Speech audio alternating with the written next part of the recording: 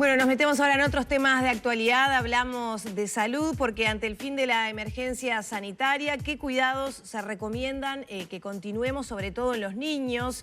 Se detectaron un aumento en las infecciones respiratorias por otros virus. Bueno, ¿cuál es la situación? Todo esto lo vamos a dialogar con la doctora Catalina Pires, integrante del Comité de Infectología Pediátrica de la Sociedad Uruguaya de Pediatría, profesora de Clínica Pediátrica de Facultad de Medicina. Bienvenida Arriba Gente, ¿cómo anda? Buenos días. Muchas gracias por la invitación porque verdaderamente es un tema importante primero que el cuidado de los niños, cuando uno dice niños, nosotros decimos niños, niñas y adolescentes, y uno se olvida que a lo mejor hay un grupo de más pequeñitos, ¿no? Los que son pequeñitos, los que tienen menos de 6 meses. Entonces, no es como cuando hablamos... Bueno, cuando hablamos de los adultos, decimos los adultos y los adultos con enfermedades. Bueno, nosotros es parecido. Entonces... ¿Cuál es la situación hoy en día donde, digamos, se marcó hace 48 horas el fin de la emergencia sanitaria? Creo que para muchos eso ya significó como que volvemos a la normalidad, pero todavía hay una circulación del virus. Y bueno, preocupa que los niños están teniendo vida normal. Esos niños muchas veces tienen hermanitos más pequeños. ¿Qué cuidados habría que tener en materia de COVID? Ahí está. En materia de COVID, uno dice, la emergencia sanitaria finalizó porque el sistema de salud está apto para atendernos a todos sin problemas y sobre todo porque tenemos herramientas para controlar la circulación del virus. Está demostrado que la vacunación masiva de la población ha sido útil para eso, de tal manera que la enfermedad ha pasado a ser una enfermedad que en la mayoría de las personas, si están vacunadas, se maneja en el domicilio. Eso es lo que quiere decir y por eso es que podemos volver a una actividad normal, los niños y los adultos. Pero las recomendaciones siguen siendo, primero, mantenernos alertas porque la circulación del virus, si la comparamos con esta misma época, para el año 20 es mucho más alta y para el año 21 es más o menos, ¿no? O sea, uno se olvida por eso, porque los 1000 o los 600 o los 700 casos en su mayoría son más leves. Pero la circulación del virus está. Entonces el escenario va a ser que este virus, el nuevo coronavirus, va a estar y van a estar los demás virus respiratorios. Entonces, ¿qué es lo que recomendamos? Recomendamos, bueno, no abandonar el lavado de manos y el uso del alcohol gel, no abandonar para los niños la promoción de las actividades al aire libre, que son siempre favorables para la salud de ellos, pero porque se mueven más, pero favorables para este virus y otros. Evitar las aglomeraciones innecesarias, por ejemplo, vieron que todos insistimos en que el ingreso a los centros educativos o deportivos sea ordenado, lo mismo que la salida, evitar esas cosas que son innecesarias, por ejemplo, ahí los papás que usen la mascarilla, en el transporte colectivo usar mascarilla, los niños si viajan de un lado a otro y tienen la edad, los mayores de 5 años, usarla, y eso es porque para este virus van a ser las medidas más la vacunación a todos los mayores de 5 años, y ahí sí hablamos de eso que ya todos aprendimos y podemos hablar con tranquilidad. Es el famoso efecto rebaño. O sea que los mayores de 5 años, los niños que se puedan vacunar, los adultos que tengan indicación de vacunación van a proteger a estos otros menores de 5 años que no se pueden vacunar. Eso es para este virus. Pero ahora, hay 3 o 4 ingresos diarios al Pereira Rosell por casos de niños con COVID. Ahí está. ¿Qué es lo que está pasando en ese sentido? ¿El virus sigue afectándolos de forma ya no tan leve, sino que hay que o requieren algún tipo de atención especial? Bueno, para los niños, el 60% de los niños, y la población, los que nos están escuchando saben que es así, más o menos el 60, 60 y tanto % de los niños algún síntoma tienen. O sea que pueden ser síntomas leves o no. Y algunos niños ahora estamos viendo que, bueno, quedan a veces con hiperreactividad en los bronquios, quedan con alguna febrícula, algún cansancio, o sea que tienen algunas cosas parecidas a los adultos. Y en cuanto a las internaciones, que son pocas, que son alrededor de un 1% de todos los que se enferman, Pero bueno, básicamente son o infecciones respiratorias que afectan al pulmón. Algunos niños requieren ingreso a cuidado intensivo. El síndrome inflamatorio multisistémico del que hablábamos, que lo pueden padecer los que tienen una enfermedad leve o más sintomática, o algunos niños que no tuvieron ni siquiera la noción de que se enfermaron, o porque no tuvieron síntomas, o porque estuvieron en un contexto de la familia y no se hisopó y no se supo. Pero bueno, esas afecciones van a seguir estando tal vez como otro virus más, pero que es un virus diferente, porque por ejemplo los demás virus pueden dejar otras secuelas, claro, pero no exactamente las mismas que... ¿Esos siguen siendo los niños que no están vacunados? En general sí. También han detectado esas situaciones. En general sí, son niños pequeños, y la proporción de niños vacunados y no vacunados que ingresan, ese dato del país no lo tenemos, pero bueno, muchos niños no están vacunados. De ellos, algunos porque no les corresponde a la edad, pero bueno, de ahí el que se vacune su entorno es importante. Pero sí, algunos niños ingresan por esas patologías respiratorias o la post-infección del COVID y otros ingresan por otra causa, se le hace el testeo y es positivo. O sea, que quiere decir que vienen de un ambiente en donde la infección está. Claro. Y bueno, son aspectos de que son cuidados y conocimientos que tenemos. O sea, ¿no? Como cuando ahora un niño tiene una infección febril, respiratoria, va a ser común que uno intente investigar si es COVID o es otro virus. Y nos vamos a enterar de que tiene COVID, tal vez con un 60% sintomáticos, en su mayoría leves, pero de cuidado en el seguimiento, digamos. ¿Y qué está pasando en cuanto a la aparición e incidencia de otros virus respiratorios? Ha surgido la información, ¿no?, que hay como una situación que se adelantó al invierno. Exacto.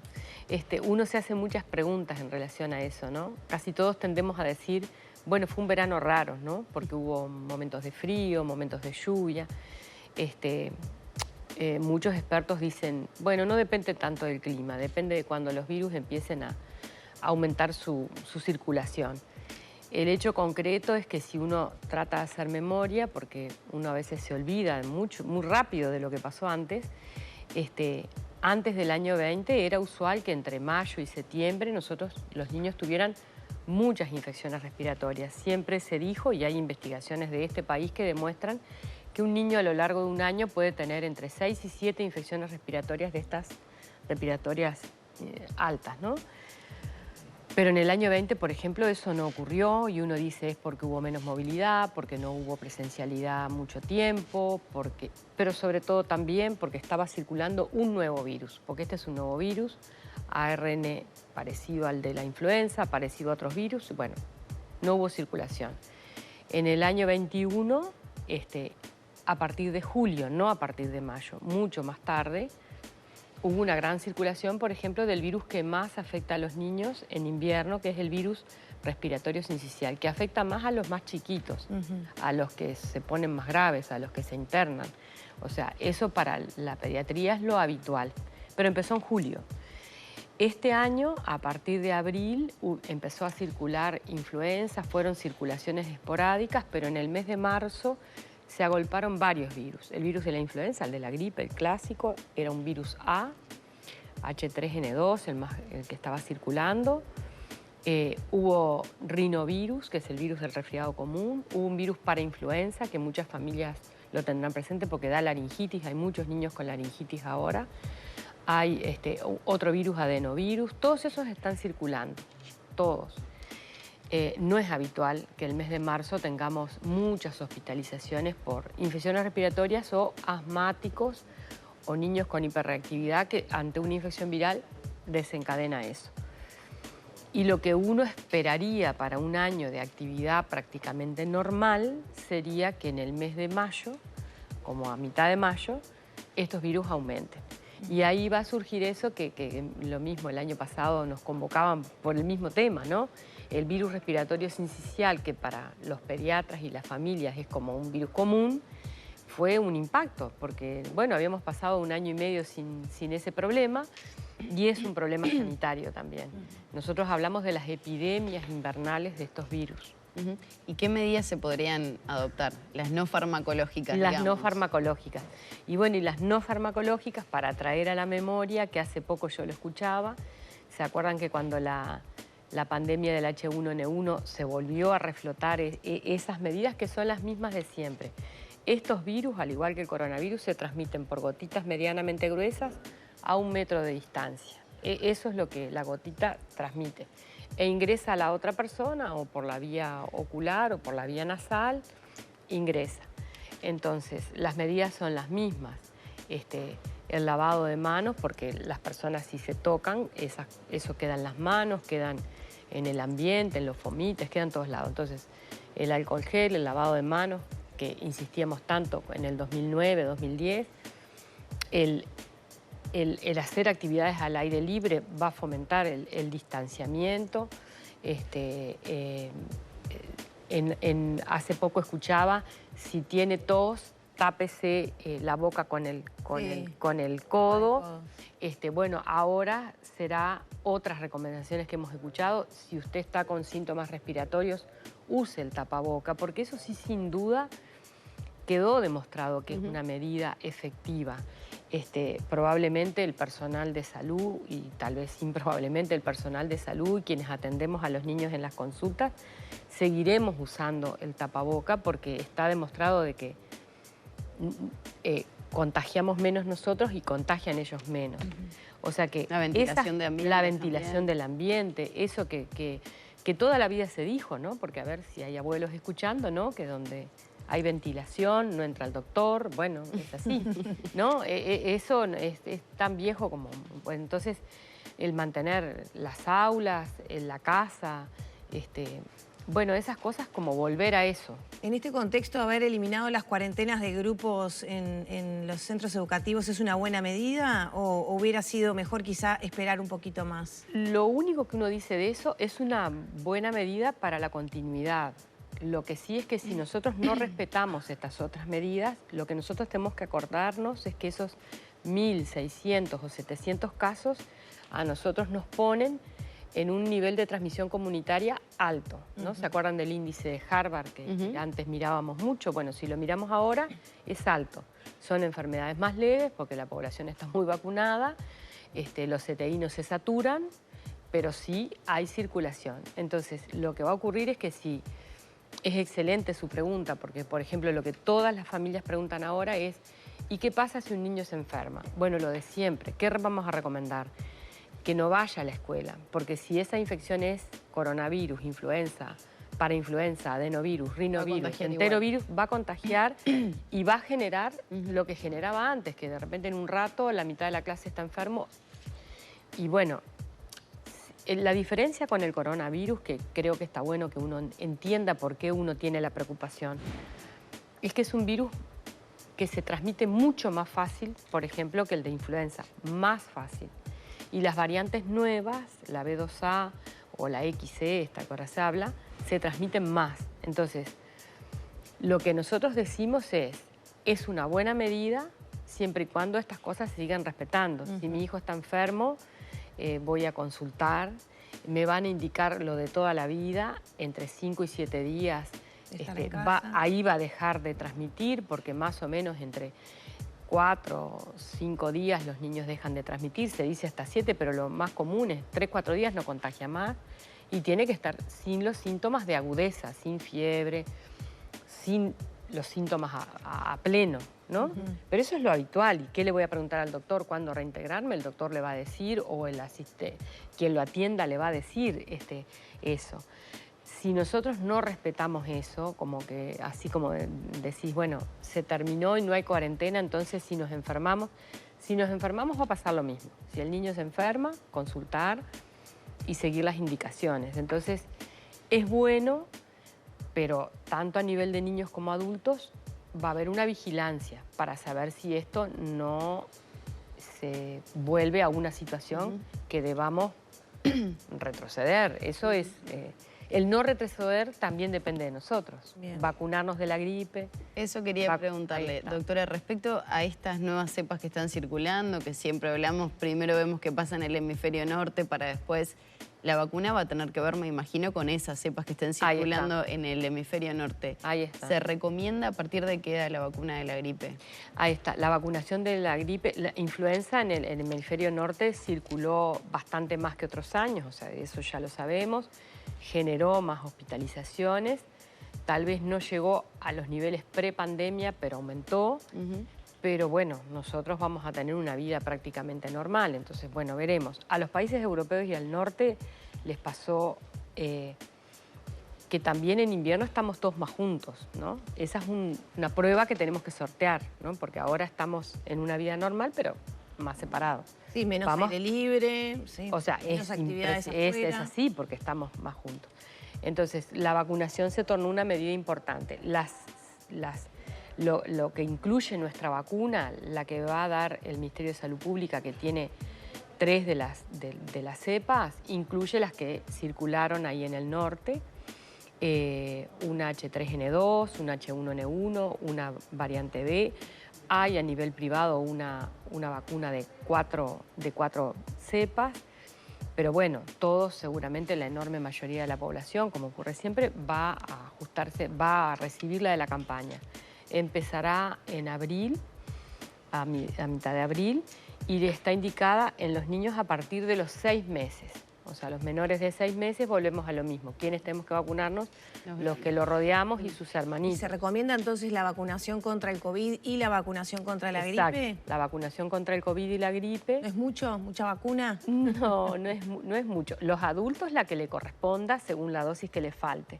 Los adultos se van a poder dar las 2 dosis juntas. Por ejemplo, los adultos mayores, los mayores de 70 que tienen indicada la 4ª dosis, cuando se vaya a vacunar a los hogares de larga estadía se van a dar juntas, pero en los niños no. En los niños la vacuna de la influenza se separa 14 días, la vacuna del COVID se separa 14 días de la de influenza. Por los síntomas más que nada. Ahí está. Entonces, ¿en quién está indicada? Que era lo que tú preguntabas, que me parece oportunísimo decirlo ahora.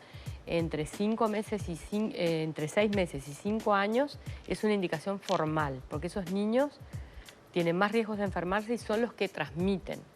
Ahí ellos son los que transmiten al resto de la comunidad. O sea, la vacunación de ellos los protege porque hacen las formas más graves, pero a su vez... Y evita la circulación. Evita la circulación. Y después de los 5 años, todos aquellos que tengan alguna comorbilidad, diabetes, patologías cardíacas, respiratorias crónicas, renales, inmunosupresión de cualquier causa. Como siempre, avanzando a la campaña de gripe, la vacuna está disponible y en general los que se quieren vacunar se vacunan, pero esa va a ser el esquema de la vacunación. Ya para ir cerrando, se ha ofrecido por parte de otros laboratorios, por ejemplo, vacuna para niños a partir de los 3 meses de edad. Uruguay, bueno, ha recibido esa invitación. ¿Para coronavirus? Para coronavirus. ¿Se ha estudiado algo desde la SUP? Bueno, por ahora nosotros tenemos esa información, claro, como pasa en Chile, que usan una vacuna virus inactivados, o como pasa en Cuba, que usan una vacuna proteica. En Estados Unidos hay una vacuna proteica. Y hay muchos laboratorios probando vacunas, incluso las mismas que utilizamos nosotros, a edades menores, ¿no? A los 3 años. Pero eso por ahora, como que, bueno, sí tenemos conocimientos de los tipos de vacunas, de los trabajos que se están haciendo, pero no está todavía en revisión su aplicación o no. ¿Semana de turismo se puede decir de disfrute este año? Y bueno, parecería que sí, porque bueno, si todo va como uno espera, esto que estamos diciendo de estar al aire libre, o sea, promocionar eso, ¿no? Ojalá que así pueda ser. Y bueno, y en los lugares donde hay aglomeraciones, usar la mascarilla, o sea, uno no parece bueno pasar de cuidarnos mucho a no cuidarnos nada, porque de eso sí ya hay pruebas de que eso no resultó en los países que lo hicieron, ¿no? Porque pasó en España, en el Reino Unido, en Israel, en Alemania. Pasaron dejamos todo y después volvieron atrás. Y eso creo que genera... El Uruguay, uno cree que la gente es muy precavida, muy informada, entonces todos sabemos lo que pasó en otros lados. Y hay algo que nosotros aprendimos, que lo que les pasó a otros, tarde o temprano, nos va a pasar. Entonces, acá capaz que podemos aprender la lección y decir, bueno, hagámoslo, pero paulatino. Doctora, muchas gracias por estos minutos. Gracias. Bueno, gracias. Cerramos por aquí la entrevista, ya son las 9 de la mañana, 21 minutos y tenemos más información para actualizar.